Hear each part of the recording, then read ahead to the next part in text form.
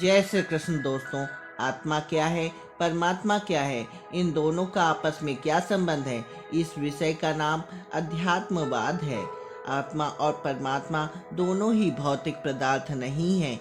इन्हें आँखों से देखा नहीं जा सकता, कान से सुना नहीं जा सकता, नाक से सूंघा भी नहीं जा सकता और जिह्वा से इसका स्वाद भी नहीं लिया जा सकता, त्वचा को भी नहीं छुआ जा सकता।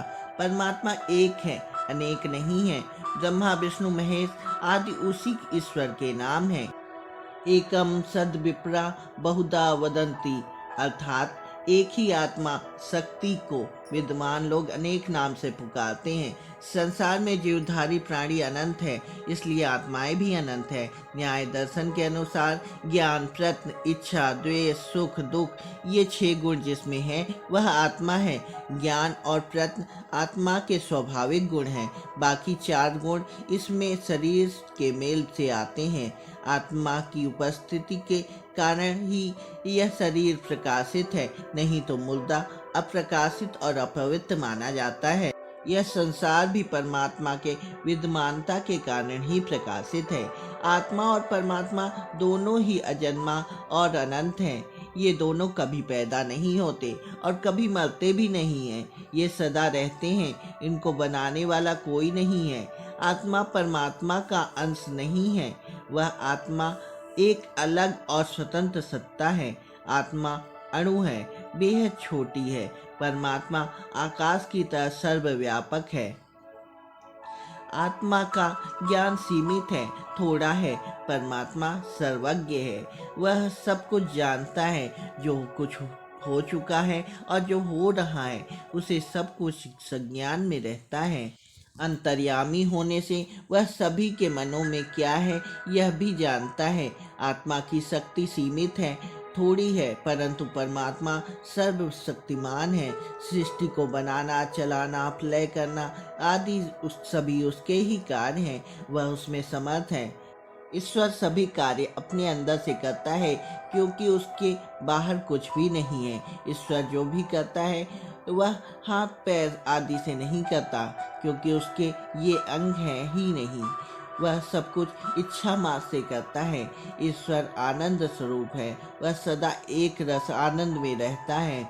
वह किसी राग द्वेष नहीं करता, वह काम, क्रोध, लोभ, मोह, अहंकार से परे है। ईश्वर की उपासना करने में अर्थात उसके समीप आने का आनंद प्राप्त करना होता है। जैसे ही सर्दी में आग के पास जाने से सुख मिलता है, ईश्वर निरंकार है, उसे शुद्ध मन से जाना जा सकता है।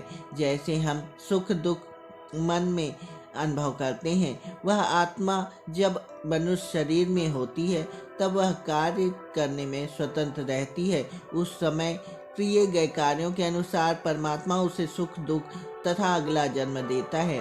दूसरे योनियां या तो किसी दूसरे के आदेश पर चलती हैं या स्वभाव से काम करती, उनमें विचार शक्ति नहीं होती। इसलिए उन योनियों में की गई क्रियाओं में केवल उन्हें अच्छा या बुरा फल नहीं मिलता। वे केवल भोग योनियां हैं, जो पहले किए गए कर्मों का फल भोग रही हैं। मनुष्य योनि में कर्म और भोग दोनों का मिश्रण है। मनुष्य स्वतंत्र रूप से कर्म करता रहता है और कर्म फल भी भोगता है। मैं आत्मा हूँ, शरीर नहीं हूँ। शरीर मेरा संसार में व्यवहार करने का साधन है। कर्ता और भोक्ता आत्मा है। सुख और दुख आत्मा को होता है। जीवन आत्मा न स्त्रीलिंग है, न पुल्लिंग है और न नपुंसक है। यह जैसा शरीर पाता है वैसा कहा जाता है। ईश्वर की पूजा ऐसे नहीं की जाती जैसे मनुष्यों की पूजा अर्थात सेवा सत्कार किया जाता है। ईश्वर की आज्ञा का पालन अर्थात सत्य और न्याय का आचरण, यही ईश्वर की पूजा है। कठोपनिषद में मनुष्य शरीर की तुलना घोड़ा गाड़ी से की गई है, जिसमें आत्मा गाड़ी का मालिक अर्थात सवार है। बुद्धि सारथी अर्थात वह कोचवान है। मन लगाम है, इंद्रियां घोड़े हैं। इंद्रियों के विषय वे मार्ग हैं जिन पर इंद्रियां रूपी घोड़े दौड़ते हैं।